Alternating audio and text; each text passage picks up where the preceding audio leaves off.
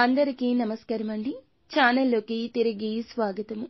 వృషభ రాశి జాతకులు మహా అదృష్ట యోగం పట్టబోతోంది. జూన్ మాసంలో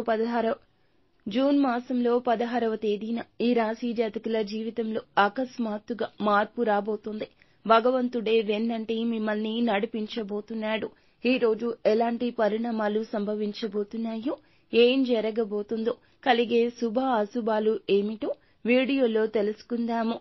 వీడియో నచ్చితే తప్పకుండా ఒక చిన్న లైక్ అయితే చేసి మమ్మల్ని సపోర్ట్ చేయండి. ఆలస్యం లేకుండా వీడియోలోకి వచ్చేద్దాము. శ్రీ దుర్గాదేవి జ్యోతిషాలయం. మీరు ఎక్కడెక్కడో జ్యోతిషం చెప్పించుకొని నిరాశ చెందియున్నారా? అయితే ఒక్కసారి గురువు గారికి ఫోన్ కాల్ చేయండి. మీ ముఖము, ఫోటో, చేయి, పేరు, వయస్సు, గోత్రం వాట్సాప్ చేయండి. ప్రేమ, పెళ్లి, ఉద్యోగం, రాజకీయం, విదేశీ ప్రయాణం, ధనం నిలకడ లేకపోవడం, భార్యాభర్తల మధ్య గొడవలు, ఆస్తి తగాదాలు, అప్పుల బాధలు, స్త్రీ పురుషులకు ఎటువంటి గుప్త సమస్యలకైనా రోజులలోనే పరిష్కారం చూపబడును. గురూజీ గణేష్ రాజు. Phone number 9573058625. కుటుంబ జీవితం పట్ల వీరికి ఈ రోజు కాస్త అసంతృప్తి ఉండొచ్చు. ఎక్కువగా రిస్క్ తీసుకోవద్దు. పిల్లల వైపు నుంచి కూడా కొన్ని సంతోషకరమైన వార్తలైతే అందుతాయి. మీ కుటుంబం లేదా సంబంధాల స్థితికి సంబంధించి అభద్రతా భావం ఉండొచ్చు. మీ హృదయాన్ని ఎవరికైనా మీరు చెప్పాలి అంటే, మీ సమస్య చెప్పాలనుకున్నా, ఆలోచన చెప్పాలనుకున్నా మంచి రోజు. జీవిత భాగస్వామితో ఎక్కువ సమయం గడుపుతారు. మీ ప్రేమ సంబంధంలో దూరాన్ని తగ్గించడానికి యత్నిస్తారు. మీరు వారు సంతోషంగా ఉంటారు.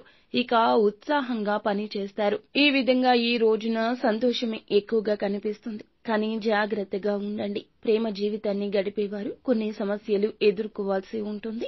వివాహితులకైతే మంచి రోజే అవుతుంది. మనస్సు కొద్దిగా ఇబ్బందిగా ఉంటుంది. ప్రేమ జీవితానికి సంబంధించి సమస్యలు కూడా కనిపిస్తాయి. ఈ రోజున ఈ రాశి వారికి సాధారణంగా ఉంటుంది. ప్రత్యేకమైన వ్యక్తితో ఆకస్మిక సంభాషణ కెరియర్ దిశనే మారుస్తుంది. ఏ నిర్ణయం తీసుకున్నా చాలా జాగ్రత్తగా తీసుకోండి. మీ వ్యాపారంలో ఒడిదుడుకుల పరిస్థితి రాబోతుంది. మీ పనంతా కూడాను ఈ రోజు సవ్యంగానే సాగుతుంది. ఏదైనా పని చేసే ముందు పెద్దల అభిప్రాయాన్ని తీసుకోండి. అది మీకు ప్రయోజనాన్ని చేకూరుస్తుంది. మీ కుటుంబ సభ్యుల జీవితంలో కూడా ఆనందం వెల్లివిరుస్తుంది. కష్టాలన్నీ తొలగిపోతాయి.